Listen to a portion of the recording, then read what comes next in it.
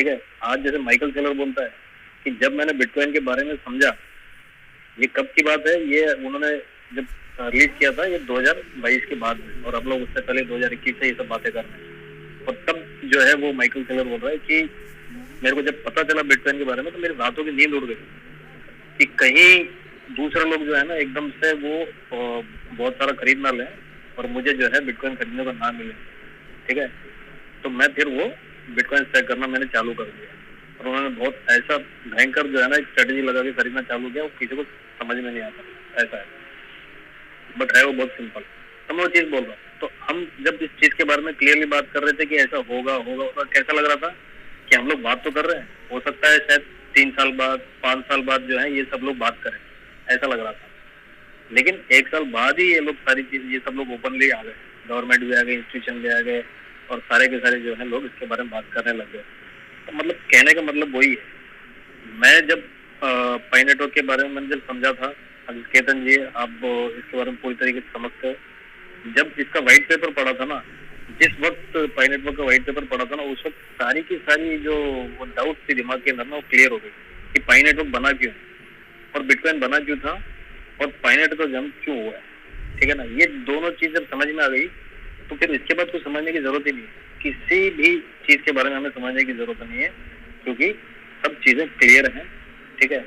और मुझे जहां तक लगता है कि ये कुछ ना कुछ कनेक्शन है पाई नेटवर्क का बिटकॉइन के साथ में, कुछ ना कुछ कनेक्शन है, क्योंकि जितना फंडामेंटल्स और जो भी चीज बेसिक्स इसके जो कॉम्प्लिकेटेड चीजें हैं, वो सब चीजों के बारे में निकोलस पूरी अच्छी तरीके से जानता है, और इसके ऊपर क्लासेस भी ली हुई है।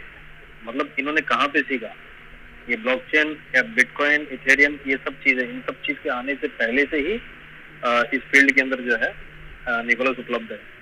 तो हम कैसे सोच सकते हैं कि निकोलस को पता ही नहीं है कि बिटकॉइन जब रिलीज हुआ था, तो निकोलस को कैसे मालूम नहीं होगा? वो जब बोल रहा है कि मैं इसके पहले से ही इस फील्ड में हूँ, तो उसको कैसे पता नहीं कि 2009 में जो है वो बिटकॉइन रिलीज हुआ था, और ये 2003-2004 में इन्होंने माइक्रोसॉफ्ट के अंदर जो है कुछ चीज की थी।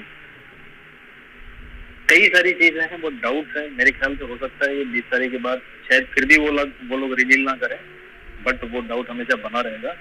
और देखिए, बट ये आने वाले लोगों के लिए और पब्लिक के लिए बहुत अच्छा होने वाला जी। हाँ, जैसे बिटकॉइन का वो एग्जांपल आपने दिया ना, उसी के ऊपर कुछ कहूँ तो पहले तो बिटकॉइन का ब्लॉकचेन आया था, उसके बाद बिटकॉइन का कॉइन बना, फिर लिस्टिंग हुआ, फिर बहुत साल बिटकॉइन लड़ा, लोगों ने परचेज किए हाई वैल्यू के ऊपर। और बिटकॉइन का ETF हमने देखा कि 2024 में, है ना, 2024 में, यानी बिटकॉइन तो 2012 से आया था लिस्टिंग में, मतलब 12 साल के बाद बिटकॉइन का ETF आया। तो उसमें भी बहुत तगड़ा रिस्पॉन्स मिला लोगों का, क्योंकि 12 साल में बहुत लोगों ने बिटकॉइन के बारे में जान चुके थे। बिटकॉइन नाम पृथ्वी पर फैल चुका था, ये इंटरनेट की दुनिया में कहे तो सबको क्रिप्टो शब्द तो बाद में पता चला, ये बिटकॉइन शब्द से ही क्रिप्टो वर्ल्ड में आने का लोगों का नॉलेज, आतुरता बढ़ती रही कि क्या है ये क्यों इतना रेट, तब ये जाके हुआ। तो ये बिटकॉइन का ETF आया तुरंत, मैंने उस टाइम पर, अभी मुझे याद है 26 फरवरी का दिन था, 26 फरवरी 2024, उस टाइम पर एक वीडियो बनाया था, पाई का ETF आएगा क्या, ये करके। बहुत लोगों ने कहा था उस टाइम पर, भाई भैया अभी तो KYC का ठिकाना नहीं है, ये नहीं है, तुम सीधा पाई का ETF की बात कर रहे हो। तो अभी भी मैं उस चीज पर फर्म हूँ, क्योंकि ये पाई को आने दो एक बार, यही वही रास्ता है कि सब पाई बना है, ये सारी चीजें बनी है, डेवलपमेंट हुआ है, KYC हुआ है, अभी लिस्टिंग भी होने जा रहा है। तो हो सकता है इसी साल या 2026 में पाई का भी ETF आने वाला है, आएगा ही, ये कंफर्म ही है। ये मतलब मेरा गट्स था उस टाइम पर, सिक्स सेंस हो या कुछ भी, क्योंकि ये सब बहुत सारे क्रिप्टो को एक दूसरे के साथ में कंपेयर करता था, सबकी क्या क्या चीजें हैं, बहुत सारा स्टडी किया था, उसके बाद ये वीडियो बनाया था कि पाई का ETF आएगा।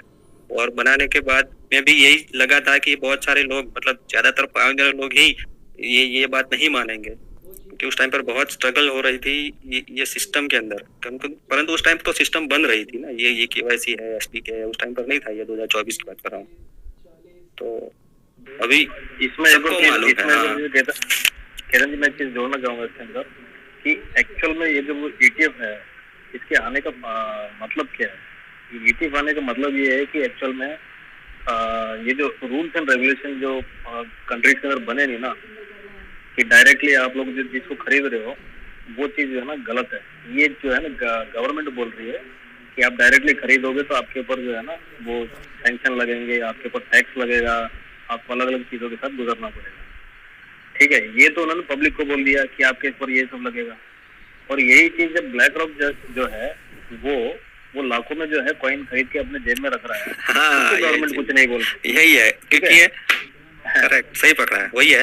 क्योंकि देखो अभी तो पाई के केस में तो अच्छा है कि ये 2025 में अभी 6 महीने में रूल्स रेगुलेशन क्रिप्टो के बन जाएंगे और वो पाई सही क्रिप्टो की श्रेणी में आएगा ही, पहले बैठेगा।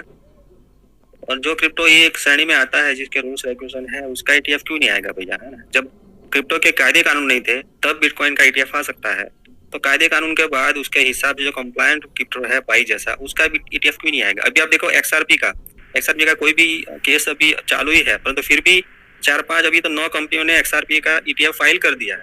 अभी ग्रेस्केल का देखो ये सब, तो ये किस दिशा में जा रहा है वर्ल्ड, तो यही सोचकर अभी मैं उस टाइम पर लेकिन पाई का ETF की जरूरत नहीं पड़ेगी। एक्चुअली वो सब रेगुलेटेड नहीं है, बस सिक्योरिटीज है, इसी वजह से उनका ETF आ रहा है। हाँ, परंतु जी जिनको पाइप बनाए नहीं है और पाई के अंदर इन्वेस्टमेंट करना है ना, तो क्या करेंगे। तो ये कुछ होगा, मतलब अभी जो OKX पकड़ रहा है सबके पाई, जिस प्रकार सभी एक्सचेंज पकड़ेंगे, और हो सकता है वहां पर ये ग्रेस्केल या ये जो बड़ी कंपनी ETF वाली है, जो फाइनेंस कंपनियां, वो वहां पर ये लॉन्च करेगी।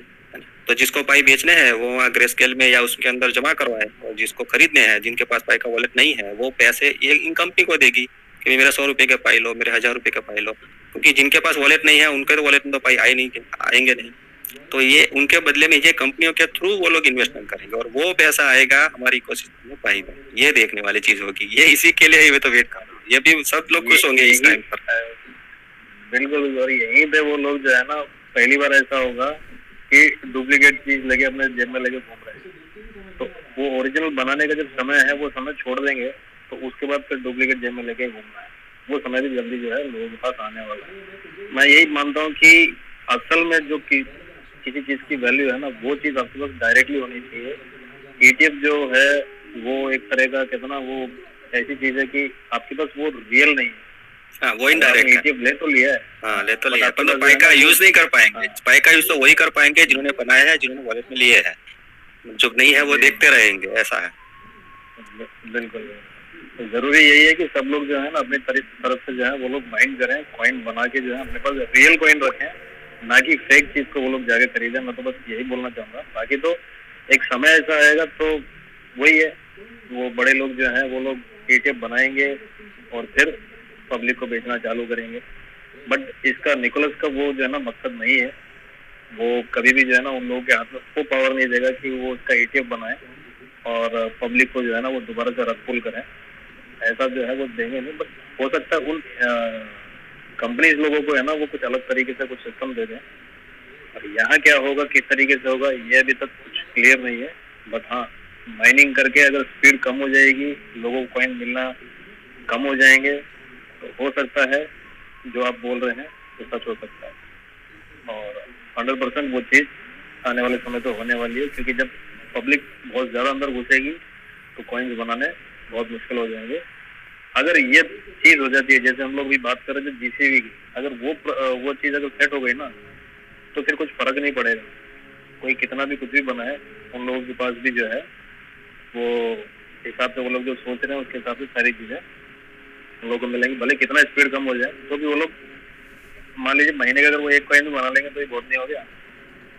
अगर वो उस प्राइस पे आ गया तो आप 0.401 बनाएंगे, 501 भी अगर बनाएंगे कॉइन डेली के, तो भी उसकी भी एक प्राइस होगी आने वाले समय।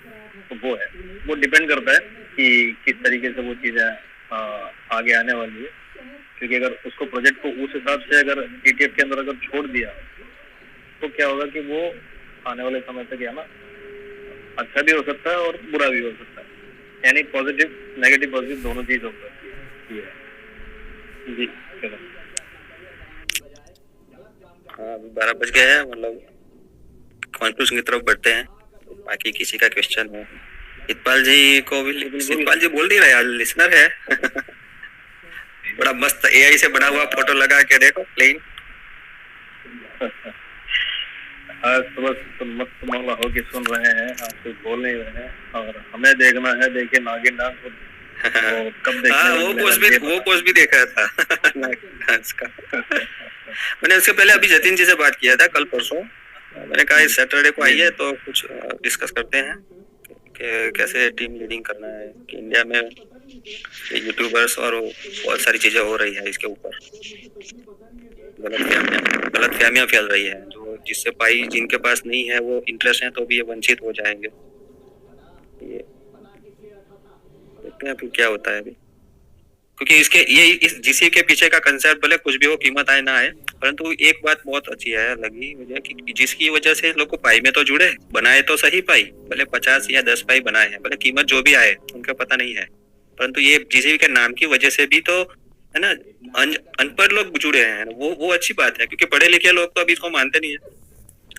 तो भले अनपढ़ लोग श्रद्धा से या लालच से जो भी जुड़े तो सही, अभी जो एक्चुअली उनका जर्नी शुरू हुआ है ज्वाइन होने की वजह से। जी बिल्कुल।